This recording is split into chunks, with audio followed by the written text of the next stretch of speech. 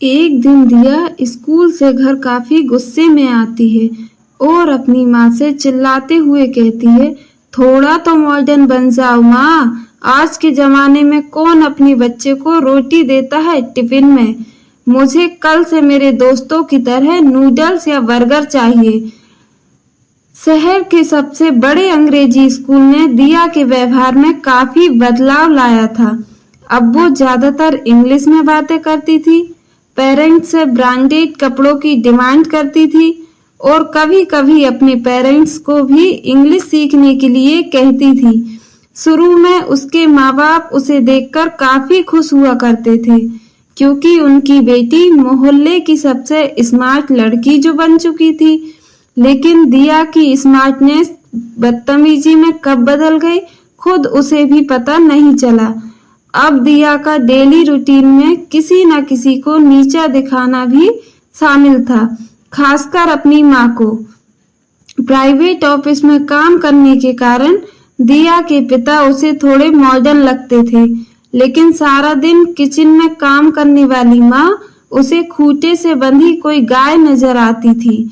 अपने बच्चे को अंग्रेजी स्कूल में पढ़ाने का सपना तो इस मिडिल क्लास परिवार ने जैसे तैसे पूरा कर लिया था, लेकिन जो संस्कार उन्हें लगता था कि बच्चे को बिना सिखाए ही आ जाएंगे, वो दिया में दूर दूर तक नजर नहीं आते थे।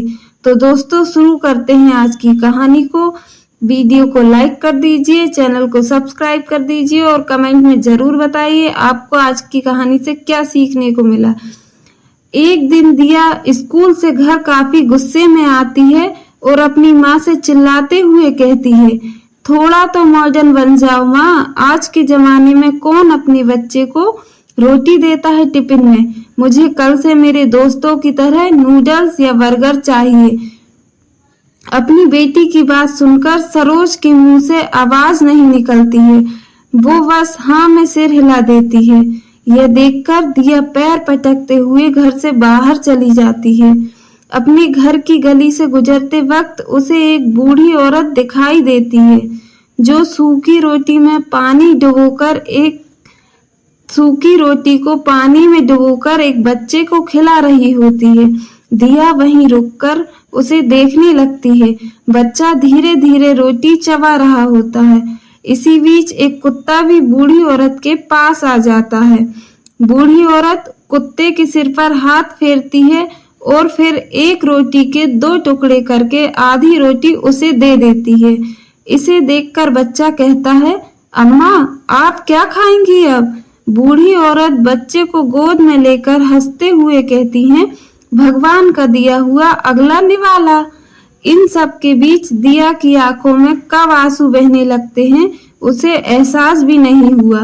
वो भागकर अपने घर गई और वहां से अपने लंच का बचा हुआ खाना लेकर आई और बूढ़ी औरत को दे दिया। बूढ़ी औरत खाने की तरफ देखकर बोली, आप भगवान का रूप है मेरे लिए। दिया वहां से मुस्कुराते हुए घर की ओर निकल जाती है और घर पहुंचकर अपनी माँ से लिपट जाती है। भारी आवाज में वो माँ से कहती है, माँ मुझे माफ कर दो, आप दुनिया का सबसे अच्छा खाना बनाती हैं और आज के बाद मैं आपसे कोई भी बेतुकी डिमांड नहीं करूंगी। मुझे तो भगवान ने पहले से ही काफी कुछ दिया है।